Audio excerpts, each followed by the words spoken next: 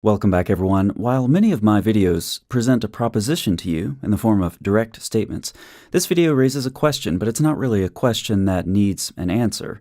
It's more of a rhetorical question that's kind of fun to ponder. Here it is.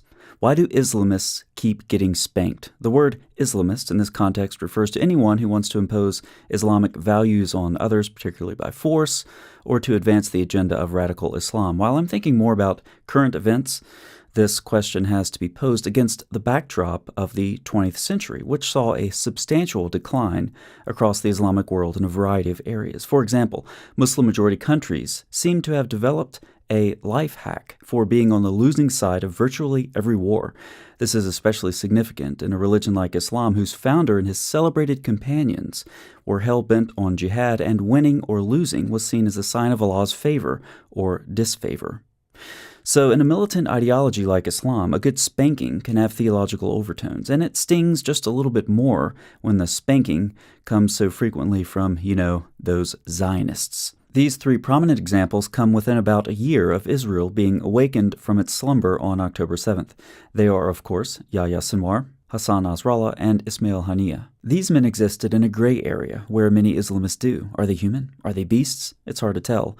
One thing can be certain. They would be greeted with open arms in a BBC newsroom or the Columbia University campus if they were still alive. Sometime before his death, Ismail Haniyeh laid the Hamas agenda bare for virtually all of Western media to ignore when he called for the blood of women, children, and the elderly of Gaza to awaken the revolution. Did he fail to mention his own blood accidentally or on purpose? I guess we'll never know. The next humiliating spanking came in September of 2024.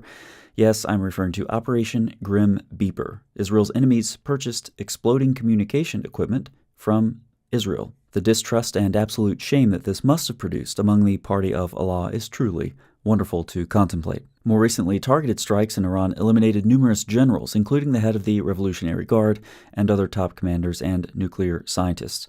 During the funeral parade, familiar chants were heard, "Death to America, death to Israel," illustrating well the reason these strikes were necessary. In some cases, top commanders were killed, requiring the naming of a successor, who was also killed in short order. If any Islamists watching this have any military expertise, I hear that Iran is hiring. The pay is probably pretty good, but life expectancy is short. And your opponents include Mossad.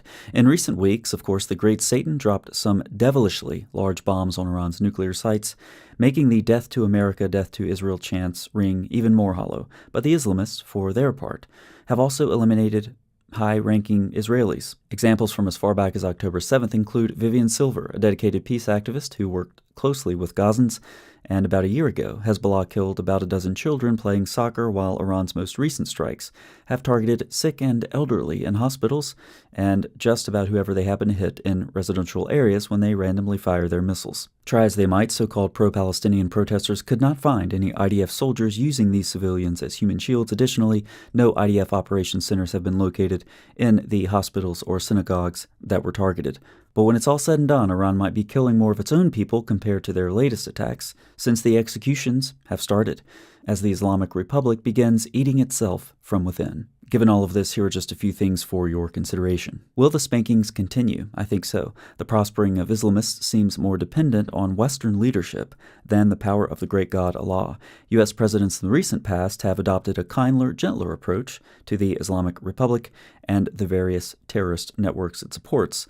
With this recent show of force, we may look for an expansion of perhaps the Abraham Accords and further isolating the extremists. Second, Israel's ability to take out high-level commanders from various terror networks, who aren't exactly easy to find, demands an explanation. And I propose that such an explanation lies in this commonly cited hadith by mostly peaceful imams and mosques all across the world. You know it, the day will come when rocks and trees cry out, "O Muslim, there is a Jew behind me, come and kill him." After much consideration, I believe that this hadith has been greatly misconstrued. We simply need to realize that Muhammad most likely said this part backwards. He meant to say it was the Muslims hiding from the Jews, not the other way around. That's a simple enough mistake to make. Second, the rocks and trees are metaphorical. They represent Mossad, Israeli intelligence, which has infiltrated deep into enemy ground, completely undetected. Rightly understood, this hadith foretells a time when Israeli intelligence, existing undetected in Muslim territory, gives the location of key leaders to the IDF, who then executes a precise, deadly strike. If all of this is correct, then I must reluctantly admit that Muhammad got a prophecy right. And finally, can we expect a new apologetic? I've cited this fascinating article before by Dr. Muhammad Khalil. He says at the beginning of the 20th century, the Muslim world was suffering from setbacks on the cultural, intellectual, scientific, and military levels. Most of the Muslim world had been colonized by European countries, and Muslim populations had a strong feeling of religious identity crisis. The scientific and technological advances of the victorious European nations on the one hand, and the backwardness of life in the Muslim world on the other hand, raised questions about Islam and its incompatibility with modern science.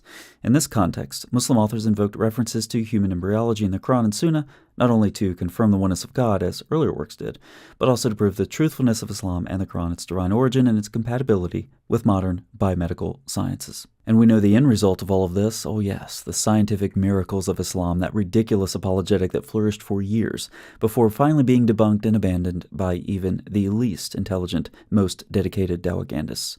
One wonders if these spankings will produce another identity crisis and produce a new apologetic. Wouldn't that be thrilling? Perhaps one that explains why the God these Islamists rely on to strengthen their jihad seems weaker and weaker and weaker these days. Let me know what you think of all of this in the comments section. Thanks so much for watching. I'll see you next time.